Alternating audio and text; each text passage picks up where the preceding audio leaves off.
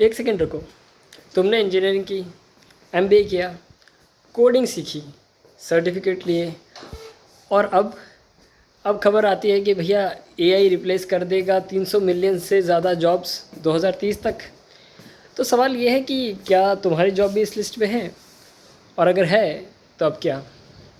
देखिए, आज हम एक सीरियस रियलिटी चेक करते हैं। नेक्स्टफोर्ड यूनिवर्सिटी का एक आर्टिकल पढ़ा। उसमें लिखा था कि how AI will affect jobs from 2026 to 2030।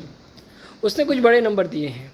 Goldman सैक्स कहता है कि 300 million full time jobs AI ले सकता है। मैकेंसी कहता है 2030 तक ग्लोबल इकोनॉमी में $13 ट्रिलियन का एक्स्ट्रा ग्रोथ एआई से आएगा। वर्ल्ड इकोनॉमिक फोरम बोलता है 85 मिलियन जॉब्स पहले से ही 2026 तक रिप्लेस हो सकते हैं। सुनने में थोड़ा डरावना लगता है ना? लेकिन यही वो बात है जो इस आर्टिकल में असल में कोई नहीं बताता, जो मैटर करती है। देखिए, थोड़ा आगे देखें तो ये आर्टिकल एक ऐसी यूनिवर्सिटी का है जो एमबीए कोर्सेज़ बेचती है। तो जाहिर है वो तुम्हें डरावने नंबर दिखाएंगे और फिर बोलेंगे हमारा प्रोग्राम ज्वाइन करो और सेफ रहो। ये क्लासिक फेयर मार्केटिंग है। असली सवाल ये है कि क्या इंडिया के कॉन्टेक्स्ट में ये नंबर सच है? भाई, हमारे देश में अभी भी 90% वर्कफोर्स अनऑर्गेनाइज सेक्टर में है।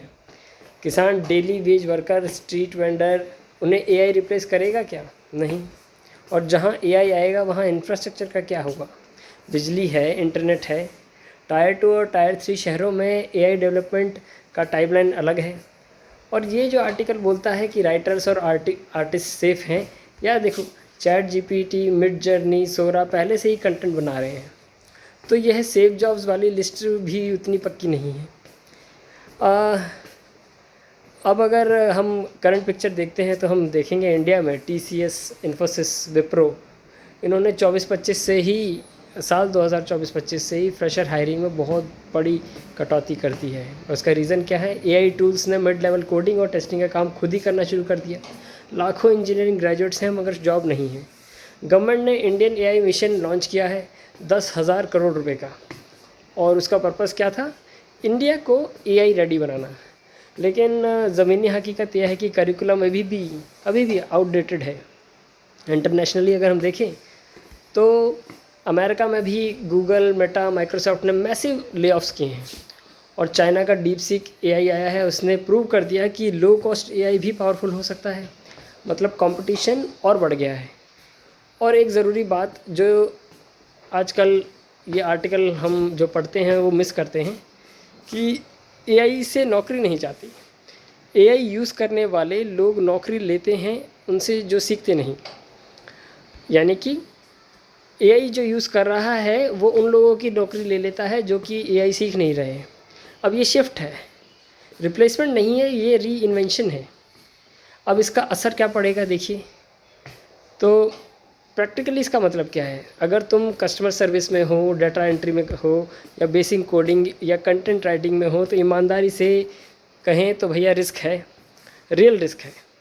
अगर तुम क्रिटिकल थिंकिंग करते हो, ह्यूमन कनेक्शन करते हो, कॉम्प्लेक्स डिसीजन मेकिंग में एक्सपर्ट हो, तो एआई तुम्हारा दुश्मन नहीं, असिस्टेंट हो सकता है। स्किल अपग्रेड करो, लेकिन ब्लाइंडली नहीं। पहले अपनी इंडस्ट्री को समझो, फिर डिसाइड करो कि क्या सीखना है। एआई टूल्स को यूज़ करना सीखो। Python, prompt engineering, data literacy, ये अब बेसिक सर्वाइवल स्किल्स बन गई हैं। तो आखिरी बात क्या है? एआई तुम्हारा फ्यूचर नहीं छीन रहा, लेकिन जो लोग एआई को इग्नोर करेंगे उनका फ्यूचर ज़रूर रिस्क पे आ जाएगा। ये रेवोल्यूशन रुकने वाला तो नहीं है। अब सवाल यही है कि तुम स्पेक्टेटर बनोगे या प्लेयर? सोचना। अगर ये वीडियो यूज़फुल लगा हो तो किसी एक ऐसे दोस्त को शेयर करो जिसे ये सुनना ज़रूरी लगता हो। और मिलते हैं अगली बार। बाय।